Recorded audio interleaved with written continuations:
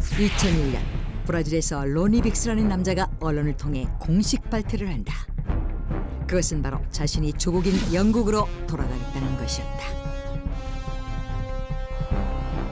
그러자 영국 언론들은 로니 빅스의 귀국 장면을 취재하기 위해 치열한 경쟁을 했고 결국 영국의 대중 잡지 더 선은 40만 파운드의 그의 귀국 장면을 독점 취재했다.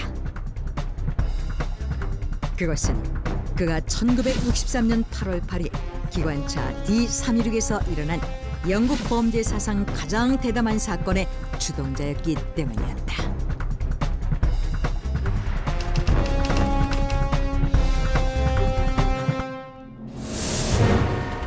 (1963년 8월 8일) 이른 아침 런던 왕립 우편 열차인 기관차 D316은 우편과 예금을 싣고 스코틀랜드의 글래스고를 떠나 런던으로 향하고 있었다.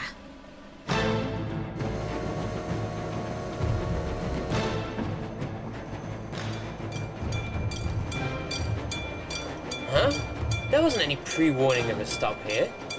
What's going on? 그런데 버킹엄의 에일즈베리시 근방에서 사전에 전화 연락도 없이 갑자기 멈추라는 빨간 신호가 들어온다.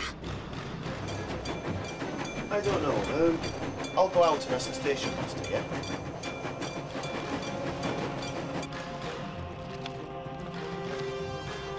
What? There's no one on duty.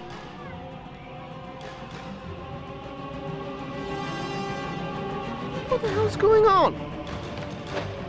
그 순간 부기관사 데이브 판은 누군가의 습격을 받았다. Hey, Dave! 이어 헬멧과 스키 마스크로 위장한 10여 명의 강도들이 기관차에 들이닥쳤다. Just do as I say. Get this train moving now. Okay. Now!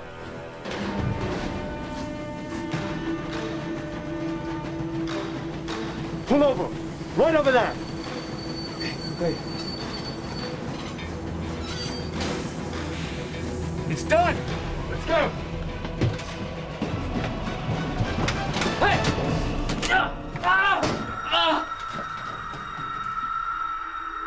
그리고 강도들은 800m 지난 지점에 기관차를 세워 수송 중이던 우체국의 현금 모두를 강탈하고는 미리 대기해둔 2대의 트럭을 타고 순식간에 사라졌다. 그 모든 시간은 단 15분밖에 걸리지 않았다. 그들이 강탈한 돈의 액수는 무려 263만 1,784파운드.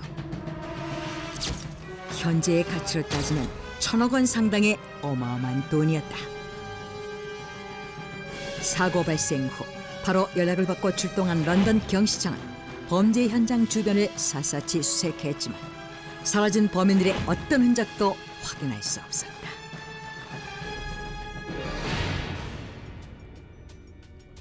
As we've been investigating this case, we found no victims. We are still looking for the money and the robbers. We at New Scotland Yard will mobilize all our resources to find all of the criminals. 이에 런던 경시청은 이 사건을 런던 대열차 강도 사건으로 명명했고 즉각적인 수사에 나섰다. 또한 가장 큰 피해를 입은 영국 우체국이 범인들의 정보를 제공하는 사람에게 £10,000의 현상금까지 걸자 이 사건은 영국 전역에서 큰 화제가 되었다. 당시 기관사가 부상을 입긴 했지만 단 한 명의 희생자도 없이 15분 만에 영국 역사상 최대 규모의 돈을 털어간 기묘하고 드라마틱한 강도들의 대담한 행각은 영국인들에게 마치 서부 영화의 영웅처럼 비치게 되었고 그들을 영웅시하는 풍조까지 생겨났다. 그런 가운데 And there was one robber running away. Do not report this to the police for at least 30 minutes. All right? Okay.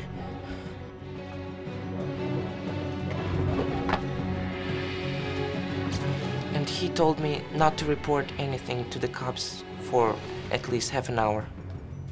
For 30 minutes. 담당 경찰 토미 버틀러는 당시 기관차에 탑승한 우체국 직원으로부터 도주 중이던 강도 한 명이 30분 동안 경찰에 알리지 말라고 협박을 했다는 얘기를 듣게 되는데 그것이 범인들의 은신처가 범행 지점에서 30분 이내 거리에 있다는 결정적인 힌트가 되었다. 그리고 5일 후 경찰은 범죄 현장에서 30분 거리 약 32km 떨어진 오클리 버킹엄셔의 레더슬레이드 농장에서 범인들의 은신처를 발견했다.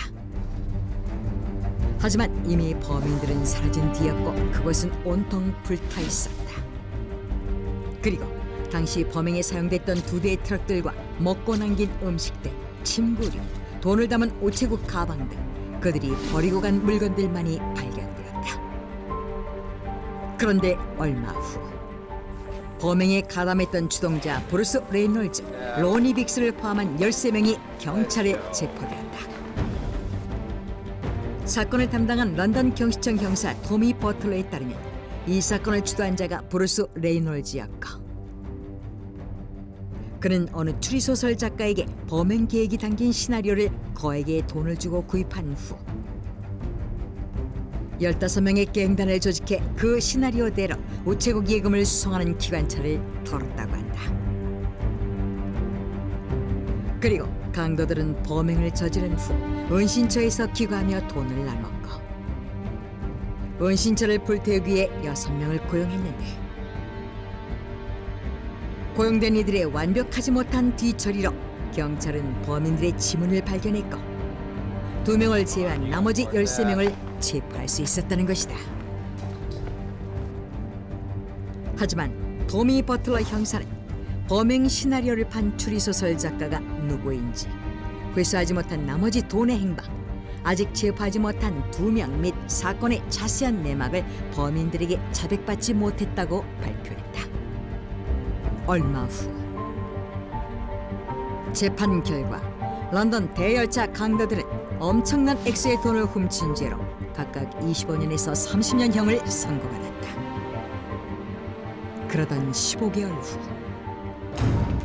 1965년 7월 영국 런던 남부의 원즈워드 교도소에 수감된 런던 대열차 강도 중 한 명인 로니 빅스가 누군가가 밖에서 던져준 로프 사다리를 이용해 9m의 벽을 넘어 대기하고 있던 차량을 타고 탈옥한 사건이 발생했다. 로니 빅스가 누군가의 도움으로 탈출했다는 사실에 주목해 영국 경찰은 그를 잡으면 나머지 2명의 공범 또한 잡을 수 있다는 확신을 가지고 수사에 총력을 기울였다. 하지만 그는 쉽게 잡히지 않았다. 로니 빅스는 탈옥하자마자 숨겨둔 돈을 가지고 프랑스 파리로 도주했고 대대적인 성형수술을 받아 전혀 다른 얼굴이 되었다. 그 후 위조한 여권으로 호주로 도망쳐서 안락한 생활을 누렸으며 3년 후 다시 브라질로 들어가 숨어 지냈다. 그러던 1974년 Don't move. 오랫동안 추적한 끝에 드디어 영국 경찰은 로니 빅스를 체포하게 된다. 그러나 경찰은 그를 그대로 놓아줄 수밖에 없었다. 브라질법은 외국인 범죄자라도 현지인과 결혼해 자녀를 둔 경우 다른 나라로 인도하는 것을 허락하지 않았는데 로니 빅스가 브라질에서 결혼해 아들을 낳았기 때문이다. 따라서 영국 경찰은 로니 빅스를 강제 송환할 수 없게 된 것이었다. 이 사건을 계기로 로니 빅스는 브라질에서 세계의 도망자로 유명인사가 되었고 심지어 그의 거주지가 관광명소로 지정되면서 자신을 보러 온 관광객들에게 기념품을 팔아 돈을 벌었다. 또한 그는 영화 주제가 음반도 냈을 뿐 아니라 수차례 영국에 위장 잠입해 대열차 강도 다큐멘터리를 촬영하기도 했다. 한때 그에게 걸린 현상금 때문에 바베이도스로 납치된 적도 있었으나 바베이도스 역시 영국과의 범인인도 협정이 없어 운 좋게도 다시 브라질로 되돌려 보내졌다. 심지어 1975년 영국 그룹 섹스 피스톨즈의 초청으로 같이 싱글 앨범을 발표하며 누구나 부러워할 만큼 유명인사로서의 풍요로운 삶을 살았다. 그런데 1994년 런던 대열차 강도 사건의 내막을 쓴 자신의 자서전을 발간하면서 그는 뜻밖의 주장을 한다.